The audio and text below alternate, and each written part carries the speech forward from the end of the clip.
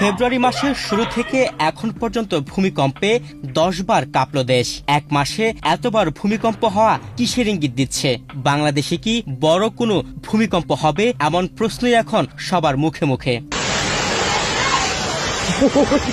ঢাকায় যদি 7 মাত্রার ভূমিকম্প হয়, সেটির স্থায়িত্ব 30 থেকে 40 সেকেন্ড হলে 72,000 ভবন ধসে যেতে পারে বলে মনে করেন বিশেষজ্ঞরা। ঢাকা শহরের ক্ষেত্রে আমরা যে একটা গবেষণায় পেয়েছি, ইউএনডিপির গবেষণায় যেটি এসেছে যে ঢাকা শহরে যদি 7 থেকে 7.5 মাত্রার ভূমিকম্প 30 থেকে 40 সেকেন্ডের স্থায়িত্ব পায়, তো সেক্ষেত্রে ঢাকা শহরের প্রায় 72,000 ভবন ধসে পড়বে।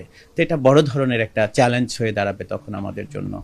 বিশেষজ্ঞদের মতে বাংলাদেশ ভারতীয় ও ইউরেশীয় টেকটনিক প্লেটের সংযোগস্থলে অবস্থিত, ফলে এখানে ভূমিকম্পের ঝুঁকি ঐতিহাসিকভাবেই বেশি।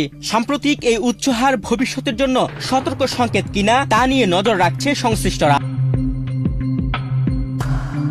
সর্বশেষ শুক্রবার 27 ফেব্রুয়ারি বেলা 1:53 যে কম্পনটি টের পান মানুষ, সেটির উৎপত্তিস্থল সাতক্ষীরার আশাশুনি। স্থানীয়রা শক্ত ঝাঁকুনির কথা জানিয়েছেন। এছাড়াও সামাজিক যোগাযোগ মাধ্যমে ছড়িয়ে পড়া একটা ভিডিওতে দেখা গেছে সাতক্ষীরার একটি পুকুরের পানি সমুদ্রের ঢেউয়ের মতো ধুলছে। তালা উপজেলার বেশ কিছু ঘরবাড়ি ছিন্ন বিচ্ছিন্ন হয়ে গেছে, ধসে গেছে দুর্বল দেয়াল।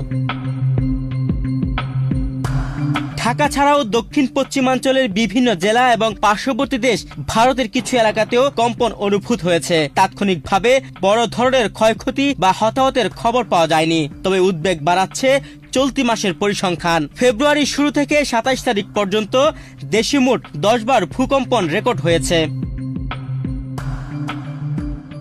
ভূতত্ত্ববিদদের মতে ছোট ও মাঝারি মাত্রার ঘন ঘন কম্পন ভূত্বকের ভেতর জমে থাকা শক্তির আংশিক নিঃসরণ হতে পারে, তবে দীর্ঘ সময় বড় মাত্রার শক্তিমুক্ত না হলে বড় ধরনের ভূমিকম্পের ঝুঁকিও উড়িয়ে দেওয়া যায় না।